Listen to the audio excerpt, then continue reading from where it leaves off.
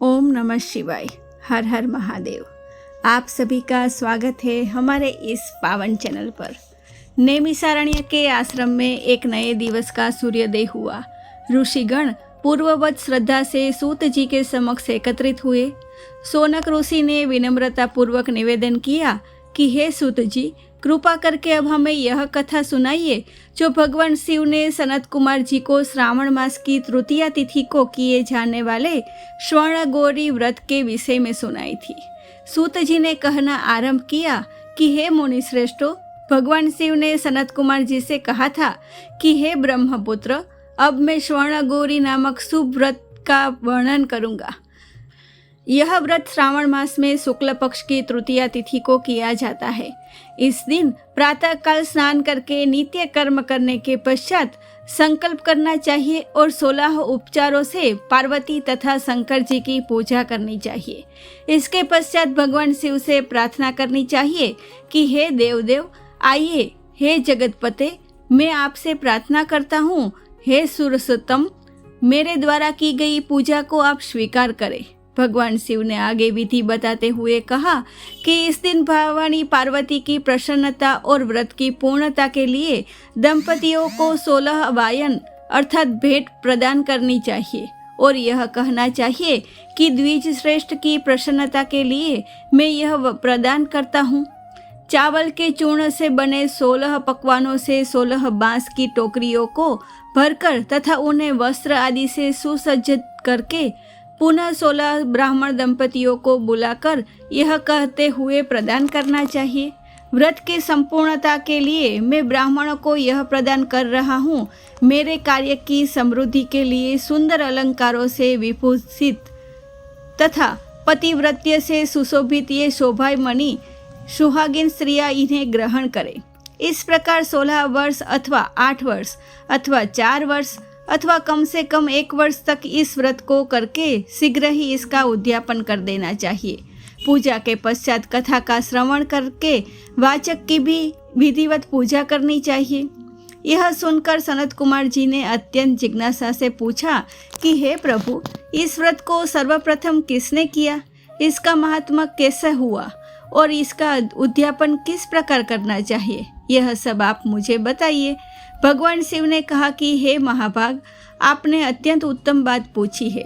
अब मैं आपको समस्त मनुष्यों को समस्त संप्रदाय प्रदान करने वाले इस स्वर्ण गौरी व्रत का वर्णन करता हूँ। सूत जी ने कहा कि हे ऋषिगण, वह कथा मैं तुम्हें सुनाता हूँ। पूर्व काल में सरस्वती नदी के तट पर सुविला नामक एक विशाल नगरी थी। उस नगरी में कुबेर के समान वैभवशाली चंद्रप्रभ नामक एक राजा राज्य करता था। उस राजा की 2 भार्याएं थी, रूप लावण्य से संपन्न, मंद मुस्कान से युक्त तथा कमल के समान नेत्रों वाली महादेवी तथा विशाला नामक दूसरी रानी। इन दोनों में ज्येष्ठ रानी महादेवी राजा को अत्यंत प्रिय थी। आखेट में आसक्त बन वाले राजा एक दिन वन में गए और सिंहों, वाघों, सूकरों, वन्य भैंसों तथा हाथियों का शिकार करते हुए अत्यंत प्यास से व्याकुल होकर उस घोर वन में इधर उधर भ्रमण करने लगे। भ्रमण करते हुए राजा को वन में चकवा चकवी तथा बतखों से युक्त भ्रमरों और कोयलों की मधुर ध्वनि से गुंजायमान तथा खिली हुई मल्लिका, चमेली, कुमुद और कमल पुष्पों से सुशोभित अप्सराओं का एक अत्यंत सुंदर सरोवर दिखाई दिया। उस सरोवर के तट पर पहुंचकर जलपान करते हुए राजा ने देखा कि कुछ अप्सराएं वहां भक्ति पूर्वक देवी गौरी का पूजन कर रही है। कमल के समान नेत्रों वाले राजा ने उनसे पूछा कि आप लोग यह क्या कर रही है।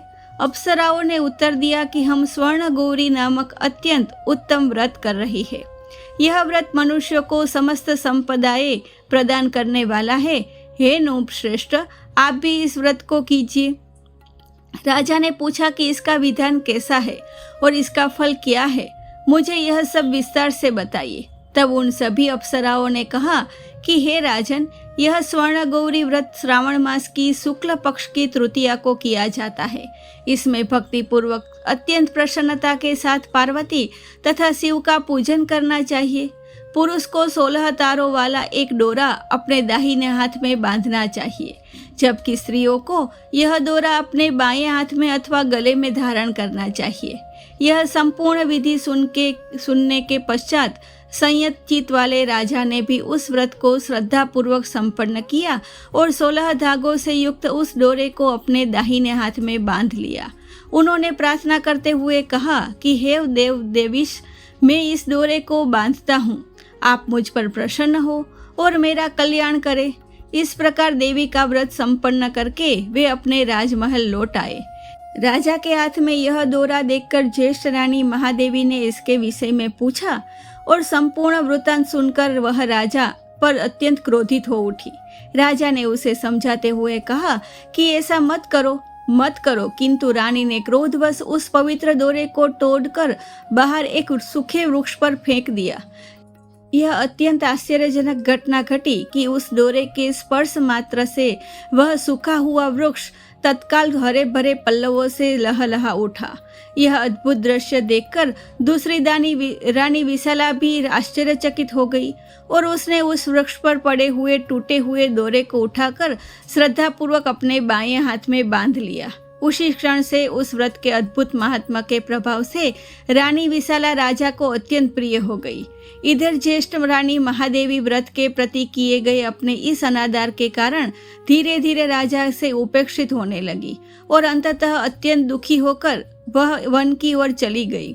वन में भटकते हुए महादेवी अपने मन में निरंतर भगवती देवी का ध्यान करती रही और मुनियों के पवित्र आश्रमों में शरण लेने का प्रयास करने लगी, किंतु उनके पूर्वकृत उपचार के कारण कहीं कहीं श्रेष्ठ मुनि भी उन्हें यह कहकर आश्रम से दूर कर देते थे कि हे पापिन, अपनी इच्छा से यहाँ से चली जाओ। इस प्रकार घोर वन में इधर उधर निराश्रित भटकते हुए वह अत्यंत खिन्न और थककर एक स्थान पर बैठ गई।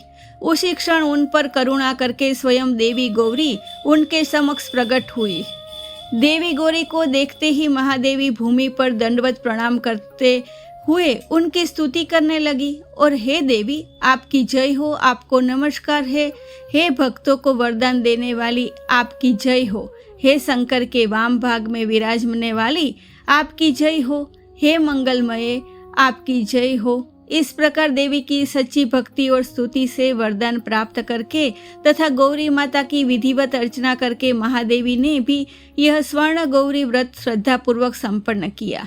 इस व्रत के प्रभाव से उनके पति राजा चंद्रप्रभ स्वयं उन्हें पुनः सम्मान पूर्वक अपने राजमहल में वापस ले आए। इसके पश्चात देवी की कृपा से महादेवी की समस्त कामनाएं भी पूर्ण हो गई। राजा चंद्रप्रभ समस्त समृद्धियों से संपन्न होकर अपनी दोनों रानियों महादेवी और विशाला के साथ पूर्ण साम्राज्य और सुख से राज्य करने लगे। अंततः दीर्घ काल तक इस लोक का सुख भोगने के पश्चात राजा ने अपनी दोनों रानियों सहित शिवपद अर्थात शिवलोक को प्राप्त किया। भगवान शिव ने इस कथा का समापन करते हुए कहा कि हे सनत कुमार, जो भी साधक इस उत्तम स्वर्ण गौरी व्रत को श्रद्धापूर्वक करता है वह मुझे तथा गौरी माता को अत्यंत प्रिय होता है। वह विपुल लक्ष्मी प्राप्त करता है, भूलोक में अपने समस्त शत्रुओं को पराजित करता है और अंततः शिव जी के विशुद्ध लोक को प्राप्त करता है। भगवान शिव ने आगे उद्यापन की विधि बताई। चंद्रमा तथा ताराबल से युक्त शुभ तिथि और शुभ वार में एक मंडप बनाकर उसके मध्य अष्टदल कमल के ऊपर धान्य रखकर उस पर एक कलश स्थापित करना चाहिए। पुनः उसके ऊपर तिल पूरी तांबे का पूर्ण पात्र रखकर उस पर पार्वती तथा शंकर की 2 प्रतिमाएं स्थापित करनी चाहिए। शिव जी की प्रतिमा श्वेत वर्ण के 2 वस्त्रों तथा शुक्ल वर्ण के यज्ञोपवीत से सुशोभित होनी चाहिए। तत्पश्चात वेदोक मंत्रों से विधि पूर्वक उसकी प्रतिष्ठा कर भली भांति पूजा करके रात्रि में जागरण करना चाहिए। प्रातः काल पुनः पूजा करने के पश्चात होम करना चाहिए। सर्वप्रथम ग्रह होम करके प्रधान होम करना चाहिए। यव मिश्रित तिल ध्रुत से 1000 अथवा 100 आहुतियाँ देनी चाहिए। इसके पश्चात वस्त्र अलंकार तथा गौ द्वारा आचार्य की पूजा करके वायन प्रदान करना चाहिए। ब्राह्मणों तथा 16 दंपतियों को भोजन कराना चाहिए और अपनी सामर्थ्य के अनुसार उन्हें भरपूर दक्षिणा देनी चाहिए।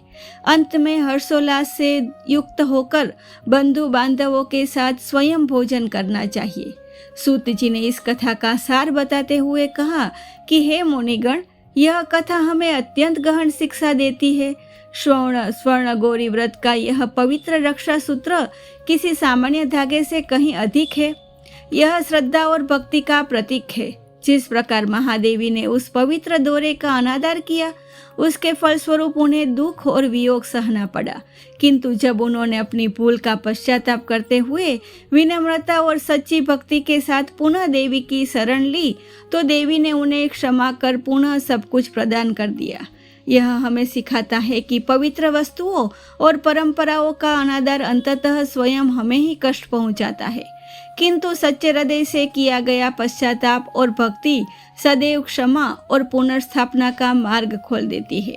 यह कथा यह भी दर्शाती है कि देवी गौरी अपने भक्तों के मध्य कभी ईर्ष्या अथवा भेदभाव नहीं करती, परंतु जो भी सच्चे मन से उसकी शरण में जाता है, उस पर वे समान स्वरूप से कृपा करती है। इस प्रकार सूत जी द्वारा नैमिषारण्य में सुनाया गया श्रावण मास महात्मा का यह 12वां अध्याय, जिसमें तृतीया तिथि को स्वर्ण गौरी व्रत तथा राजा चंद्रप्रभ की कथा वर्णित है, यही पूर्ण होता है। तो अब हम सुनते हैं चातुर्मास के अध्याय की कथा। हे सूत जी, आपने हमें झूलन यात्रा की मधुर कथा सुनाई। अब हमने सुना है कि श्रावण मास के अंत में कजरी तीज का भी एक अत्यंत सुंदर पर्व मनाया जाता है, जिसमें स्त्रियां नीम के वृक्ष का पूजन करती है और कजरी गीत गाती है। कृपा करके इस पर्व का रहस्य हमें विस्तार से सुनाइए। सूत जी ने स्नेहपूर्वक मुस्कुराते हुए कहा कि हे मुनिश्रेष्ठों, आपने अत्यंत सुंदर प्रश्न पूछा है। कजरी तीज का पर्व वस्तुतः माता पार्वती की उसी अतुट तपस्या और प्रतीक्षा की भावना से जुड़ा हुआ है, जो उन्होंने भगवान शिव को अपने वर के रूप में प्राप्त करने के लिए की थी, और यह चातुर्मास की इसी वर्षा ऋतु से गहराई से संबंधित है। इस विषय में मुझे एक अत्यंत मार्मिक कथा स्मरण है, जिसे मैं आज तुम्हें सुनाता हूँ।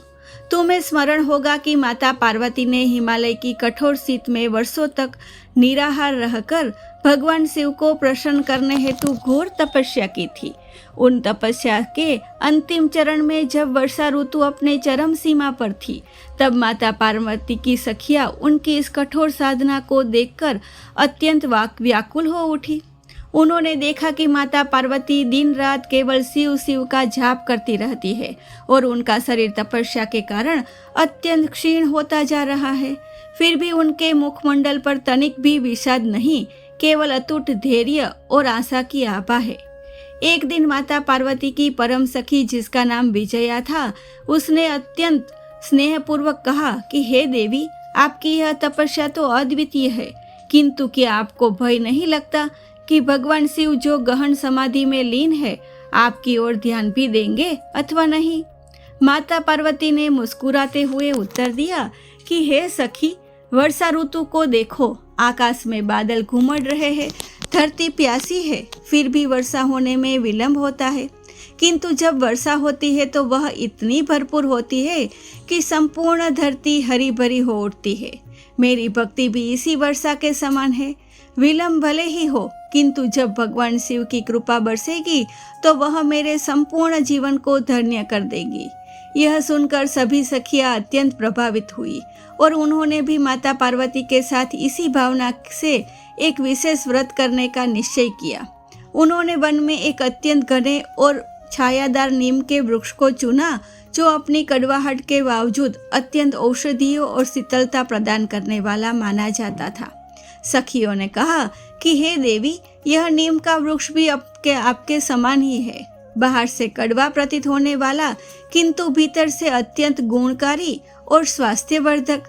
जिस प्रकार आपकी तपस्या बाहर से कठोर और कष्टप्रद दिखाई देती है, किंतु भीतर से वह प्रेम और समर्पण से परिपूर्ण है, उसी प्रकार यह वृक्ष भी है। तो आइए हम सब मिलकर इस नीम वृक्ष का पूजन करें और इसे माता की भांति स्मरण करते हुए इसे निमड़ी माता का नाम दें। सभी सखियों ने मिलकर उस नीम वृक्ष के चारों ओर कच्चा सूत लपेटा और उस पर सिंदूर और रोली के तिलक किया तथा जल अर्पित करते हुए भाव विभोर होकर लोकगीत गाने लगी, जिनमें वर्षा ऋतु का सौंदर्य, पिया के परदेश से लौटने की प्रतीक्षा तथा प्रेम और विरह के भाव पिरोए हुए थे। यही गीत आगे चलकर कजरी के नाम से प्रसिद्ध हुए, क्योंकि इनमें वर्षा ऋतु की काली घटाओं अर्थात कजरारे बादलों का वर्णन प्रमुखता से होता था। इसी बीच माता पार्वती की यह अतुट तपस्या और सखियों की यह भक्तिपूर्ण साधना देखकर भगवान शिव, जो अपनी समाधि में भी अपनी भक्तों की पुकार सुनने में कभी असमर्थ नहीं होते, वे अंततः प्रसन्न हुए और उन्होंने माता पार्वती को अपनी अर्धांगिनी के रूप में स्वीकार करने का निश्चय किया। यह शुभ समाचार जब सखियों तक पहुंचा तो उनकी प्रसन्नता का कोई अंत न रहा। उन्होंने उस नीम वृक्ष के समक्ष ही उत्सव मनाया, झूला झूलाया, कजरी गीत गाए और एक दूसरे को मेहंदी लगाई तथा मिष्टान बांटे। माता पार्वती ने उस समय अपनी सखियों से कहा कि हे प्रिय सखियों, आज से यह परंपरा सदैव के लिए स्थापित होती है कि जो भी स्त्री श्रावण मास के अंत में भाद्रपद के आगमन से पूर्व इस त्रयोदशी अथवा तीज तिथि को नीम वृक्ष का पूजन करेगी, सुहाग की वस्तुएं अर्पित करेगी तथा श्रद्धा पूर्वक कजरी गीत गाएगी, उसे अखंड सौभाग्य, पति की दीर्घायु तथा जीवन में मेरी भांति ही धैर्य और प्रतीक्षा का वह मीठा फल प्राप्त होगा जो अंततः प्रेम में परिणत होता है। कुंवारी कन्याओं के लिए यह व्रत उन्हें भी योग्य वर की प्राप्ति कराने वाला होगा, ठीक वैसे ही जैसे मुझे मेरी तपस्या के फल स्वरूप स्वयं महादेव प्राप्त हुए हैं। सूत जी ने आगे बताया कि हे मुनिगण, तभी से कजरी तीज का यह पर्व संपूर्ण भारतवर्ष में, विशेषकर पूर्वी उत्तर प्रदेश और बिहार के क्षेत्रों में अत्यंत हर्षोल्लास से मनाया जाने लगा। इस दिन स्त्रियां नीम के वृक्ष की पूजा करती है, उसके चारों ओर परिक्रमा करती है, कच्चा सूत बांधती है और रात्रि में कजरी गीतों की मधुर स्वर लहरियों के साथ झूला झूलती है। यह पर्व विशेष रूप से वर्षा ऋतु के उस सौंदर्य का उत्सव है जब प्रकृति अपनी संपूर्ण श्रृंगारित शोभा में होती है, और साथ ही यह भाई बहन के स्नेह का भी प्रतीक है, क्योंकि इस दिन भाई अपनी बहनों के लिए विशेष उपहार और सिंजारा भेजते हैं। सूत जी ने इस कथा का सार बताते हुए कहा कि हे मुनिश्रेष्ठों, यह कथा हमें अत्यंत गहन शिक्षा देती है। नीम वृक्ष का यह प्रतीक हमें सिखाता है कि जीवन में जो भी वस्तुएं ऊपर से कठिन अथवा कड़वी प्रतीत होती है, वे प्रायः भीतर से सर्वाधिक गुणकारी और स्वास्थ्यप्रद होती है। जिस प्रकार माता पार्वती की तपस्या कठिन अवश्य थी, परंतु उसका फल अत्यंत मधुर था, उसी प्रकार जीवन में धैर्यपूर्वक सहन किया गया प्रत्येक कष्ट भी अंततः किसी न किसी शुभ फल की ओर ले जाता है। कजरी तीज हमें यह भी सिखाती है कि प्रतीक्षा स्वयं में एक साधना है, और जो भी हृदय प्रेम तथा श्रद्धा से प्रतीक्षा करना सीख लेता है, उसे अंततः वह सब कुछ प्राप्त होता है जिसकी उसे सच्ची कामना होती है। इस प्रकार सूत जी द्वारा नैमिषारण्य में सुनाया गया चातुर्मास कथा का यह अध्याय, जिसमें कजरी तीज तथा नीमड़ी माता की मधुर कथा वर्णित है, यहीं पूर्ण होता है। जय माँ पार्वती, जय भोलेनाथ। ओम नमः शिवाय।